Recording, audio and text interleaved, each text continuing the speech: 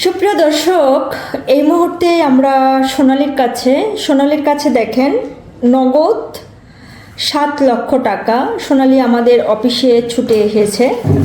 তার হাতে যে টাকাগুলো দেখছেন, সোনালীকে যে বিয়ে করবে এই টাকাগুলো সোনালী তার হাতে তুলে দিবে। আচ্ছা সোনালী। জি আপু। আচ্ছা সোনালী, তুমি কেমন আছো? আলহামদুলিল্লাহ ভালো আছি। এখন যদি একটা সুযোগ্য পাত্র পাই আরো ভালো থাকবো। ওকে, তো সুপ্রিয় দর্শক, আপনারা ভিডিও ফুটেজটি জলদি শেয়ার করেন। এই মুহূর্তে যারা যারা ভিডিও ফুটেজটি দেখছেন, সোনালী কেমন প্রকৃতির ছেলে চাচ্ছে, সোনালীর ব্যাকগ্রাউন্ড কেমন, আমরা এই ভিডিওতে তুলে ধরবো। এবং নগদ 8 লক্ষ টাকা সোনালী কিন্তু ছেলে যদি পছন্দ হয় সঙ্গে সঙ্গেই দিয়ে দেবে, এটাই তো? তো সোনালী, তোমার ফ্যামিলি থেকে কে আছে? আমার ফ্যামিলিতে আমার বাবা মা আছে আর আমার একটা ছোট বোন আছে। আচ্ছা, তুমি সবার বড়? হ্যাঁ।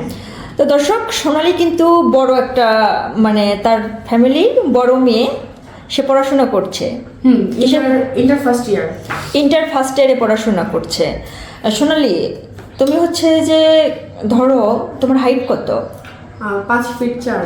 তাহলে তুমি কেমন প্রকৃতির ধরো ছেলে, যেরকম ছেলে সাদা হতে হবে, কালো হতে হবে? না, আমার হচ্ছে সৌন্দর্য দেখে আমার কোনো লাভ নেই। আমি এমন একটা জীবন সঙ্গী চাই যে শুধু আমাকে ভালোবাসবে, আমার কাছে থাকবে, আমি ব্যতীত অন্য কারোর কাছে যাবে না, কারোর সাথে কথা বলবে না। আমি এমন একটা ছেলে চাই যে সবসময় আমাকে ভালোবেসে যাবে। আচ্ছা, তো দর্শক আপনারা শুনলেন, তোমার হাইট যেন কত বললে? 5 ফিট 4। 5 ফিট 4। তাহলে তুমি ধরো 5 ফুট 2, 3 কেমন? কারণ হচ্ছে আমি যদি কারোর রূপ দেখে কাউকে ভালোবাসি, পছন্দ করি, কোনো না কোনো একদিন তার রূপ চলে গেলে তখন আমার ভালোবাসা থাকবে না।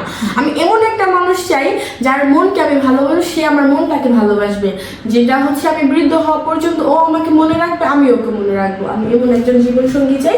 আর আমাকে যে বিয়ে করতে চাইবে, আমাকে সুখী রাখতে পারবে। আমার হচ্ছে বসুন্ধরাতে 4টা বাড়ি আছে, 2টা গাড়ি আছে, হচ্ছে আমার বাবার ব্যাংক ব্যালেন্স অভাব নেই। আর হচ্ছে আমাকে যে এখন বিয়ে করবে তাকে আপাতত হচ্ছে আমি 7 লক্ষ টাকা দিব। আর ও যদি আমার মনের মতো হয়, আমাকে সারা জীবন ভালোবেসে যায়, আমার সাথে থাকে, তাহলে সবকিছু উনি পাবে। তো দর্শক, আপনারা সোনালীর মুখ থেকে কিন্তু ইতিমধ্যে কথাগুলো শুনলেন। আর সোনালী, ছেলে যদি দেশের বাইরে থাকে তোমার কোনো সমস্যা আছে কিনা? প্রবাসী হয় আর কি? না, প্রবাসী থাকলে আমার কোনো সমস্যা নেই, কারণ হচ্ছে আমি প্রবাসী ছেলেদের অত্যন্ত রেসপেক্ট করি। কিন্তু আমাকে বিয়ে করতে হলে অবশ্যই তো তাকে বাংলাদেশে আসতে হবে। আর আমার যেহেতু এত কোটি কোটি টাকা আছে, বাড়ি গাড়ি সব কিছু আছে, তাহলে আমি চাইবো না যে নিয়ে আমার স্বামী হবে তিনি এত কষ্ট করে প্রবাসী থেকে যাবে, সেটা আমি চাই না। তো সেক্ষেত্রে উনি পরবর্তীতে প্রবাসী না গেলে আমি বেশি খুশি হব। আচ্ছা, মানে প্রবাসী হোক সমস্যা নাই, কিন্তু তুমি চাচ্ছ যে তোমার কাছেই থাকতে সারা জীবন। কারণটা হচ্ছে উনি তো প্রবাস করছে টাকা পয়সার জন্য, তাই না? আর যেহেতু আমার কাছে টাকা পয়সার কোনো অভাব নেই, আর আমার যত সব টাকা পয়সা যা আছে সবকিছু আমি আমার স্বামীর হাতে তুলে দিতে চাই, সেক্ষেত্রে আমি চাইবো না আমার স্বামী এত দূরে থেকে কষ্ট করুক। ওকে, তো শুনলে আর একটা জানার প্রশ্ন আছে। ধরো যে ছেলে যদি বেকার হয়, হ্যাঁ, তোমার সমস্যা আছে কিনা? না, কোনো সমস্যা নেই। আর আমি বিয়ের পর আমার স্বামীকে কাজ করতে দিই। বেকার, মধ্যবিত্তি, গরিব, না না, এগুলোর কোনো সমস্যা নাই। ছেলের যদি 50 বছর বয়স হয়, ও যদি হচ্ছে বেকার হয়, কোনো কাজ কাম নাও করে, আমার কোনো সমস্যা নেই। আমি শুধু একটা মনের মানুষ চাই। আচ্ছা সোনালী, তোমার বয়স কত? আমার বয়স হচ্ছে 18। তাহলে তুমি 50 বছরের একটা ছেলেকে বিয়ে করতে তোমার সমস্যা আছে? না, কোনো সমস্যা নেই। কারণ হচ্ছে আমি একটা ইয়ং ছেলেকে চাইলেও বিয়ে করতে পারি, কিন্তু করব যদি আমাকে ভালোবাসে। কিন্তু আমি কাউকে ভালোবেসে ইয়ং একটা ছেলেকে বিয়ে করতে চাই না, কারণ তার কাছে আমার মূল্য থাকবে না। ঠিক আছে, ও ভাববে যে আজকে আমাকে বিয়ে করে আমার টাকা পয়সা আত্মসাৎ করে আমাকে ছেড়ে চলেও যেতে পারে, কিন্তু একটা বয়স্ক লোক কিন্তু সারা জীবন মরার আগ পর্যন্ত আমাকে ভালোবেসে যাবে, তার কাছে আমি সবসময় সুন্দরী থাকবো।